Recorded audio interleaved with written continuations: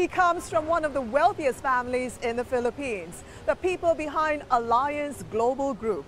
I'm here in Manila to talk to the son carrying on his father's empire, Kevin Tan. So Kevin, how does it feel to be the eldest son of Andrew Tan, real estate mogul behind MegaWorld? You know, I mean, it's big shoes to fill. There's a little bit of pressure. My father always knew what kind of assignments to do. 38 years old and fast climbing the power ranks. He's the son of Andrew Tan, the self-made billionaire who built Alliance Global Group, the prominent conglomerate behind real estate giant MegaWorld and casino operator Travelers, a joint venture with Genting Hong Kong, which owns Resort World Manila, Philippines' first integrated gaming resort.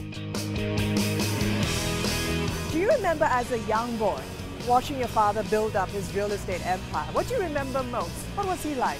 It was not always an easy road. It definitely had its fair shares of ups and downs.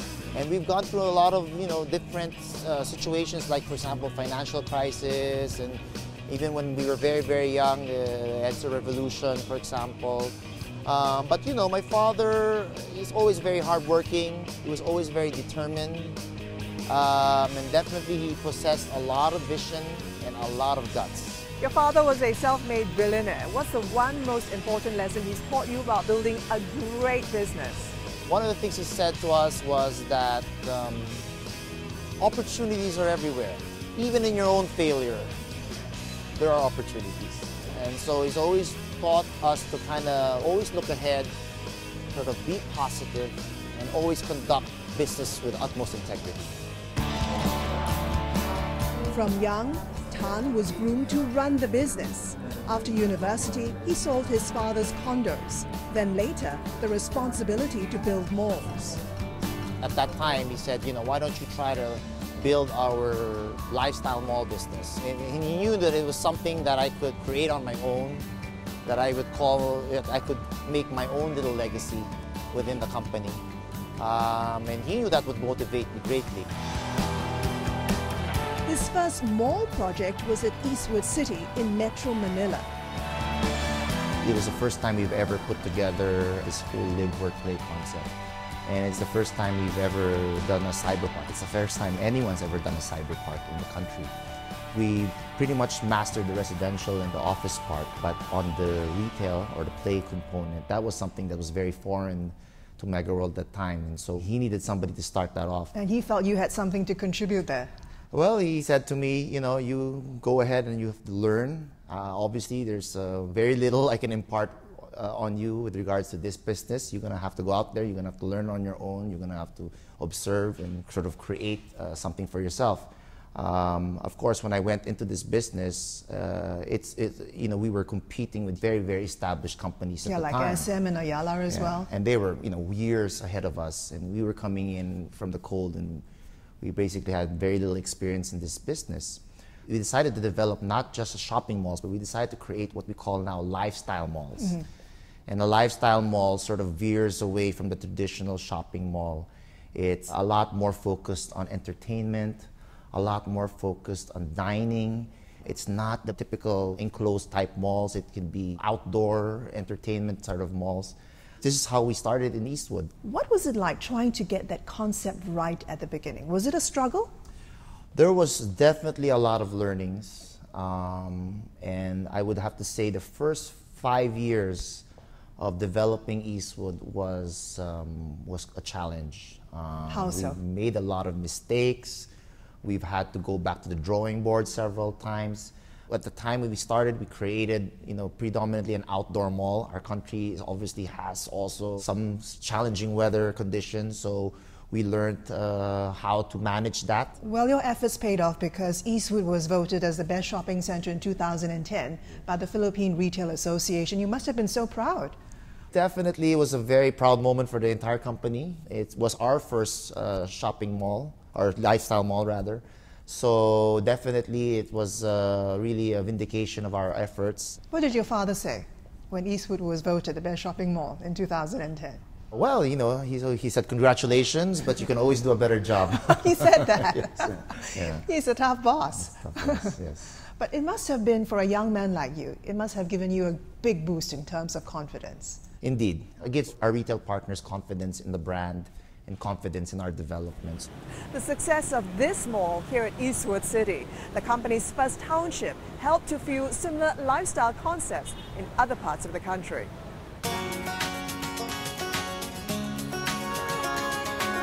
The group went on to build another 22 townships like this across the Philippines. Self-contained, master-planned communities, complete with malls, condominiums and offices. After so many years in the retail mall business, have you developed the instinct of spotting the potential straight away? I'd like to think through the years we've been able to develop that instinct. Of course, in the beginning, there was a lot of learning, but with all the experience that we have been through, building many different types of lifestyle malls, I think we're starting to get a knack for it. So there are some trends that would work and there's some things that won't. Yes, indeed. I mean, visually, there are things that we look for. I have always admired retail partners that put a lot of emphasis on visual merchandising or store design. I mean, that's the first thing that you really look at to see if it will work or not work. But then, you also try to adapt and try to see what are the trends. So it's always important for us to get updated with what's going on with our retail partners and what's going on with fashion and with trends that's happening here and abroad. Let's talk more about your mall expansion, because you're in the process of adding 4 new malls this year, taking the number to 18, and you want to target 28 malls by 2020. Now, Kevin, that's a lot of rental space we're talking about. Are you confident you'll be able to realize full leasing potential for all your projects? We've been able to achieve a lot. I mean, when we started Eastwood, and that was the time we had started our BPO business as well as our lifestyle mall business. I mean, that time we were purely a residential developer. Our rental income that year was really barely even 100 million pesos. Last year, we had finished with a rental income of about 12 billion pesos. And, we have a very ambitious target all the way to 2020. So I'm fairly confident that we will be able to really achieve our objective. Right now, you're expanding at a time when the Philippine economy is doing very well. Yes. Have you ever thought about what happens if the economy turns south? Do you have a plan B? First off, we're very confident with the economy, and I think we're even more confident now because obviously the government has the right mandate to improve infrastructure, and also, of course, we're also quite excited about tourism. The country is growing right now at around 6 to 7% per annum. I think even with the infrastructure push in the short term, you're probably looking at another additional 0.5 to 1% per annum. And when all the infrastructure projects have come into play, you're talking about maybe another 2%. So I think we're very bullish about, of course, but you can never be too sure. We're pretty diversified. We have a very strong residential business. We obviously have a very strong office business, and we have a very strong lifestyle mall business. So it provides this agility for us to be able to. So you can weather any volatility? Well, I'd like to think we can, yes. You have your traditional mall operators in this country, like the SMs, the Ayalas. Do you think you can overtake them one day? We have a very different business model to SM and Ayala, and I think that's what makes us all unique, and that's what enables us to thrive together in this market. Obviously, we're really more into the township development. So we're looking, when we develop, it's really a package. We develop the community, we develop the residential, we develop the offices, we develop the retail and lifestyle malls, and we develop all the other institutional components to put into that. So it's not direct competition? So I wouldn't say it's really direct competition. Whenever they come in to develop a place, it's very different from how we develop a place. So that's why we're able to thrive together. Stay with us more with Kevin Tan of Alliance Global Group in just a moment. We continue to invest heavily in our gaming business. We're about to open our phase 3, which will in effect almost double the current gaming capacity that we have right now. Managing Asia, we'll be right back.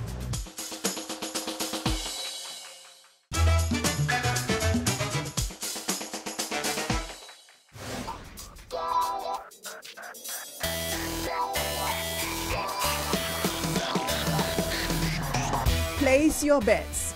It's a contest of high rollers in the business world. vying for a piece of the $3 billion casino action here in the Philippines. Filipino tycoon Enrique Razon with Soler, Hong Kong Melco's Lawrence Ho with the City of Dreams, Japanese billionaire Kazuo Okada with a resort named after him, and Alliance Global Group's Andrew Tan with Resort World Manila, Philippines' first ever integrated casino resort launched in 2009. We're fortunate enough to actually, with our partner Genting, be the first mover in that industry. The stakes are getting higher. Parent holding firm Alliance Global Group plans to open another gaming resort along the Manila Bay by 2020. Morgan Stanley expects another jackpot year in 2018 with gross gaming revenue surging by 32%. But competition is intensifying. Kevin Tan is not worried. The tourism numbers have also increased. When we opened in 2009, for example, tourism in this country was barely 3 million a year.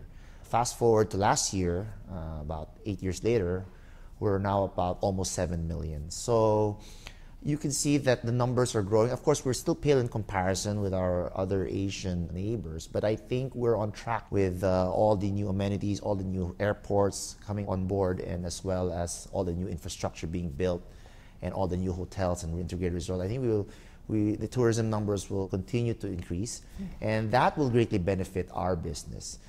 From our side, we continue to invest heavily in our gaming business.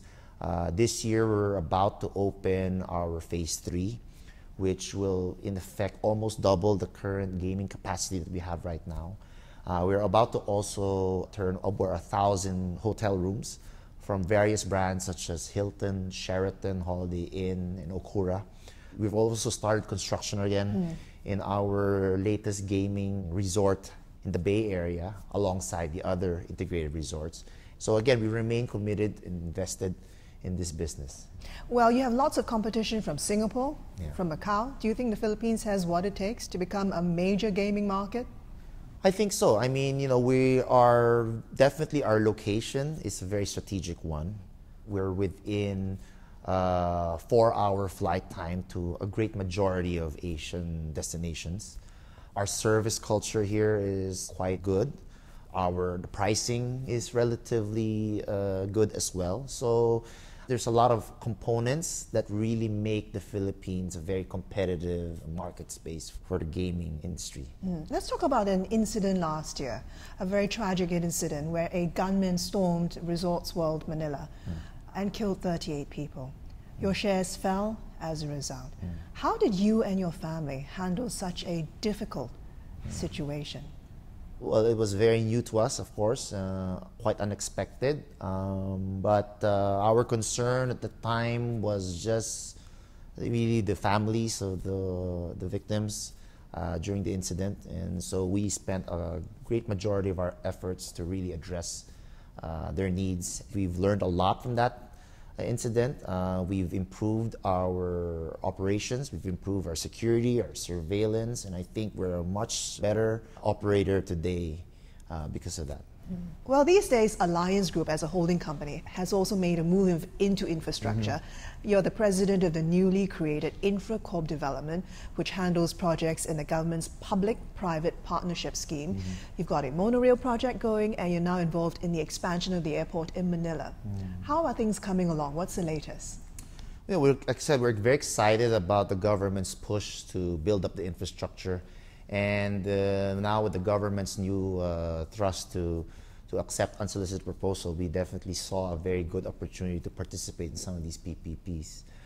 So the first project we have proposed is this Fort Bonifacio Makati SkyTrain. So what it is in effect is to connect, we will create a SkyTrain that connects Uptown Bonifacio and Bonifacio Global City to the MRT-3, which is a major mass transit line that connects the north and the south of Metro Manila.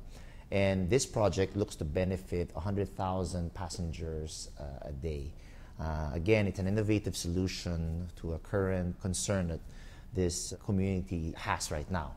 The second project is the NAIA redevelopment project.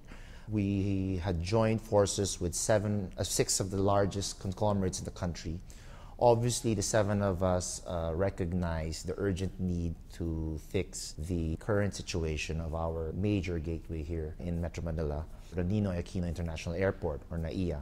Recognizing that the airport is really a catalyst for economic growth, and recognizing that the airport now is operating above capacity, we felt that it was timely for us to propose to partner with government in order to redevelop the airport to improve the capacity and do it fairly quickly. What other infrastructure projects you eye?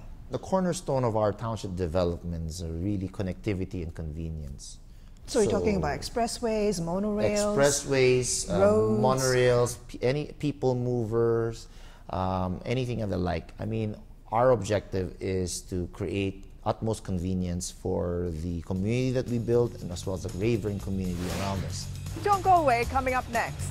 You're always going to constantly have to always prove yourself. And I think that's going to be the case for a long, long time. Do you get a sense that he's grooming you to take over from him one day? Managing Asia, we'll be right back.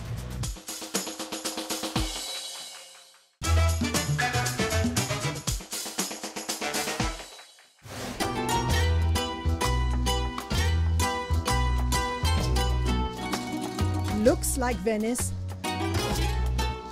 feels like Venice, with breathtaking views of an enchanting canal. Welcome to Venice. But this is not Italy. I'm in Metro Manila in the Philippines, inside a mall designed to replicate the most romantic city in the world. This is one of 15 shopping centers Kevin Tan has built, riding on the popularity of malls across the country. All our designs are very different. We implore really thematic designs. The Venice Grand Canal was obviously patterned after Venice, Italy. We created a mall in Chinatown called Lucky Chinatown. So you try to give it a unique spin. Yes, we're trying to give it a unique spin, and we try to surprise the market a bit with some of the design and the innovations that we introduce. The malling culture is deeply rooted here, an integral part of urban living, a phenomenon that has earned Manila the moniker of Asia's shopping capital, where developers with deep pockets slug it out to lure the emerging middle class. All you need are already inside the malls. I like the malls here because it's very cool. If you want to relax, they have spa. They usually come with their families and have a lot of fun. If you want to watch, they have movie houses. Family time, spending time with their couples as well. If you want to eat, they have lots of restaurants. We're here at Eastwood City. The rise of townships like this here in the Philippines has given malls a big lift. 70,000 workers, 25,000 residents, over 500 shops, providing nice footfall on this 18,000 hectare land. Everything is within your reach. It's like a complete community. It's like a melting hot pot. Everything is just available. Alliance's subsidiary, Megaworld, has built 23 townships, each eventually to have its own mall.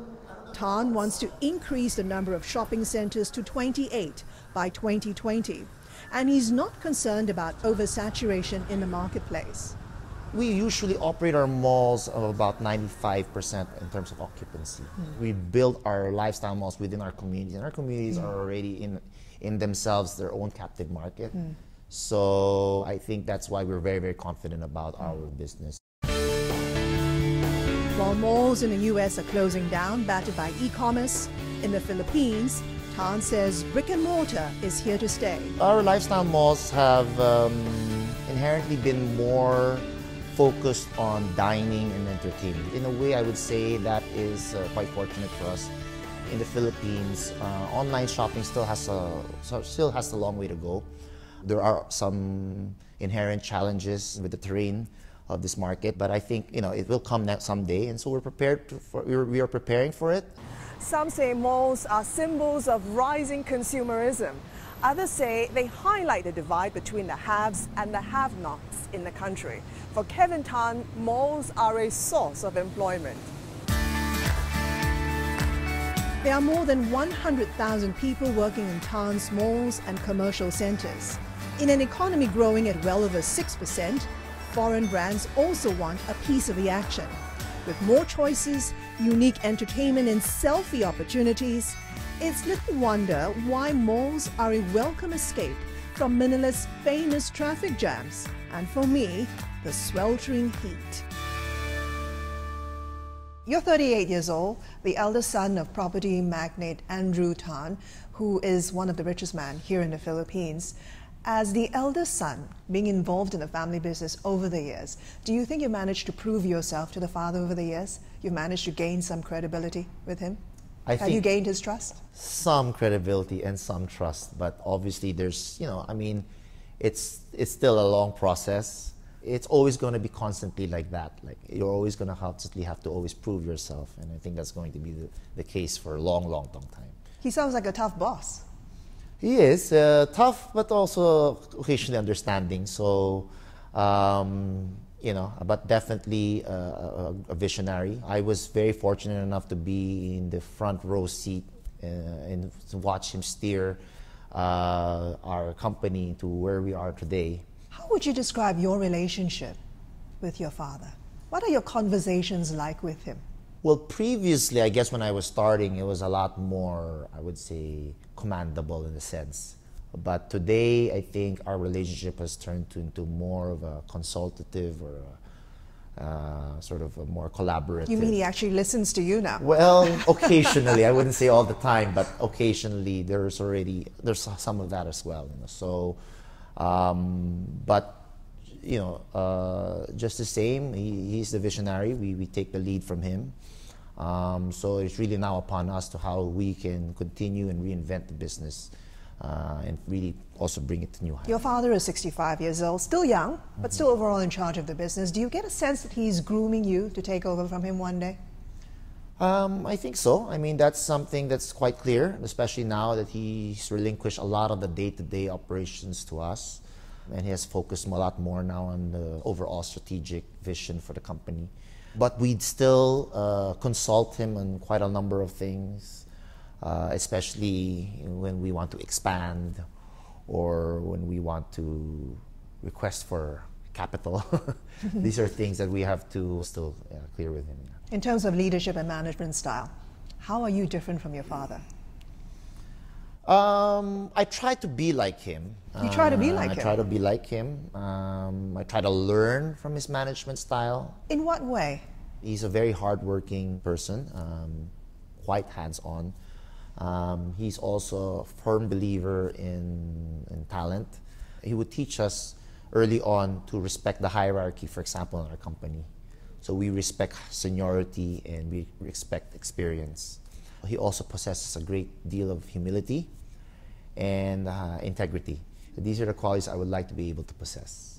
And finally, as his eldest son, ready to take over him when he retires one day, what is your vision for the company? What is your vision for the family business? Our vision for Alliance Global is we want to continue to invest in people and we want to continue to invest for the people. Tourism for us is a great multiplier in terms of generating jobs. If you develop tourism, it's a good chance for you to be able to develop cities and provinces outside Metro Manila. So you're adding to growth in the country. You're adding to growth, much needed growth into the rural areas outside Manila. And so we remain committed to tourism.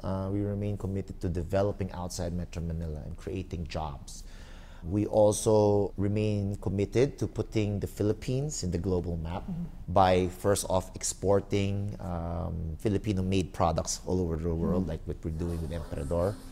But at the same time, we also want to give Philippines that much-needed credibility when we do our foreign acquisitions, when we become largest investors in certain countries like the UK or in Spain. It's good for a Filipino company, but it's also very good, but more importantly, it's very good for a country like the Philippines to be the investor.